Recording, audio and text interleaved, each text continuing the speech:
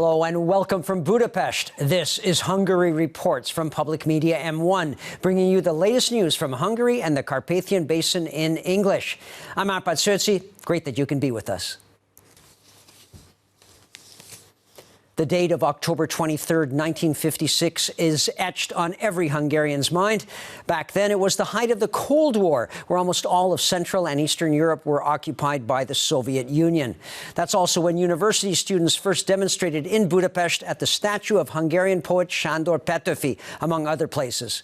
Authorities eventually opened fire on demonstrators in the city, which set off a mass armed uprising against the communist Hungarian government and occupying Soviet forces.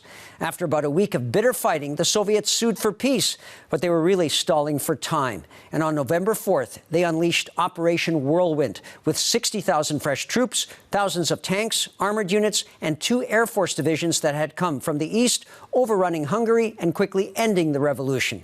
In Budapest, the commemoration of what happened started at Lajos Kossuth Square at Parliament. In October 1955, a revolution against the communist dictatorship and the Soviet occupation evolved from a peaceful protest into an armed insurgency in Hungary. On the afternoon of the 23rd of October, at the protest of university students, participants demanded the withdrawal of Soviet troops. They cut out the Soviet hammer and sickle from the flags. That is how the flag with a hole in the middle became the symbol of the revolution. Later on, hundreds of thousands of people covered the inner city of Budapest. The peaceful protest turned into an uprising within just a couple of hours. Then, after the fresh Soviet troops invaded on November the 4th, the struggle became a war of independence. On the evening of October 23rd, freedom fighters demolished the statue of Stalin. The communist power characterized the movement as hostile. Armed confrontations started in the city. The mass movements in Budapest and in the countryside as well were accompanied by bloody atrocities, claiming many victims. The suppression of the revolution was followed by cruel retaliation, hundreds were executed and thousands were sentenced to prison after show trials. What effect the Hungarian Revolution and War for Independence has on left-wing intellectuals in Europe? Well, it has a cathartic effect, said the historian. The Hungarian Revolution and War for Independence of 1956 is also extremely significant from the aspect of world history, said the historian of the Veritas Research Institute to M1 News Channel.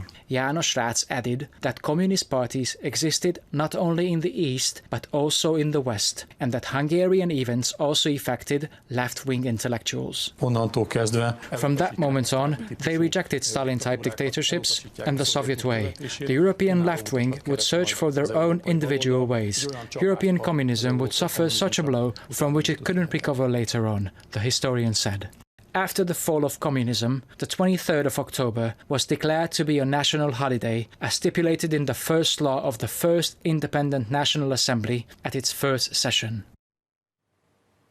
Back in 1956, Hungary also wanted to be a free and independent country among the nations of Europe. That's what Hungarian Prime Minister Viktor Orbán said at a commemoration event at the Liszt Academy in Budapest. The PM said that neither Europe nor Hungary can survive if they turn on each other and oppose everything that invigorates the other. The government leader also said that neither side can survive if they turn against their own pasts and own heroes, or if they reject the 3 fundamental ways of life which are freedom, independence, and Christian brotherhood, and which have made Europe, including Hungary, the most successful region in the history of the world. On October 23, 1956, the Hungarian nation demanded its ancestral rights back. It wanted to decide freely on how it is to live. We wanted, then as now, to have a Hungarian, that is, a European way of life for ourselves. A free and independent Hungary among the nations of Europe. That was not a contradiction back then, in that Western Europe really was still the common home of free nations at the time. Hungarian minority communities in the surrounding countries also commemorated the 1956 Hungarian Revolution against the Soviet Union. Some events took the form of history lectures, where young people learned about what happened 63 years ago. And Romania, despite it being a member of the European Union, still hasn't eradicated from its books a law that prohibits showing flags of another nation being shown at official events, even at commemoration ceremonies. Numerous municipal governments have been fined for this, including the city leaders of Székelyudvarhely, which have a majority Hungarian population. But despite the law, the city fathers decorated the city in the national colors of Hungary, red, white, and green. And in southern Slovakia, where there is also a large Hungarian minority, the importance of 1956 is very evident.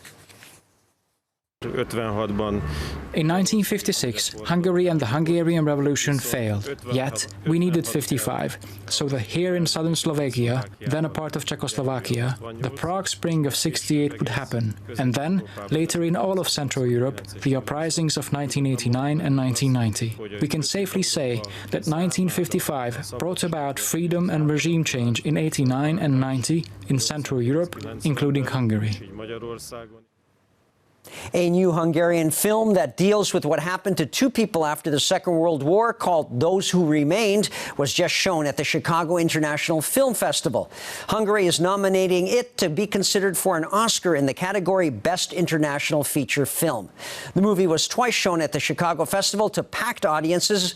Its director, Barnabás Tóth, says he will be showing his movie at other film festivals, which could improve its chances of making it to the final list of nominees at the Academy Awards. One of the main characters of the movie, a 16-year-old teenage girl, is taken to a lonely gynecologist's office in post-World War II Budapest. The girl, who's struggling with the loss of her family, besides being a teenager going through puberty, recognizes a soulmate in the person of the doctor immediately. This is how the story of the couple finding each other starts in the movie by Barnabás Tóth, entitled Those Who Remained. It debuted in August at the Colorado Film Festival. That's when it was decided that Hungary would nominate this movie for next year's Academy Awards. The movie has now been shown at the Chicago International Film Festival.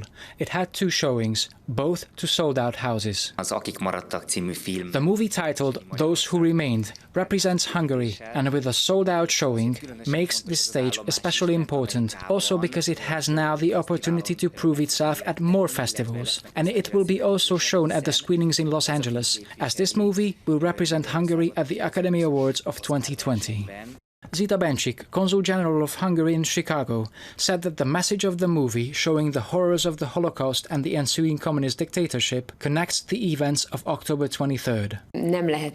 You can't imagine showing better content than this to represent Hungary, such as the adversities, falling from dictatorship to dictatorship, that the Hungary at the end of the 1940s and the beginning of the 1950s represents. So from this respect, the production is extremely timely here in Chicago on the eve of the national holiday, the Consul General said. Those Who Remained is an adaptation of a novel. It's based on the book of Girl Novel in the Era of Man by Zsuzsa F. Várkonyi, with the support of Hungary's public media and the Media Council. The director of the Duna Media Service earlier reported to M1 News Channel that public media had again a role in creating a movie that can qualify for an Academy Award, such as the case of the short film Sing by Kristóf Deák. It will be decided in December whether Those Who Remained will be chosen by the American Film Academy as one of the 10 best and later for the final 5 Academy Awards nominees.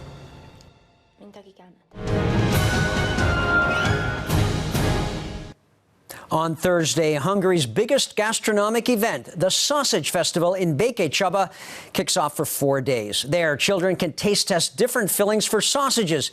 And on the weekend, 800 sausage makers from many teams will be vying for the title of Tastiest Sausage. About 100,000 visitors are expected at this Super Sausage 4-day extravaganza. And everything you might want to know about ovens, old and new, as well as their construction and the customs associated with them, are revealed at an event happening at Balaton Endred on the south shore of Lake Balaton. Visitors can also try cooking on these open ovens, and if you like what you see, you can even order one.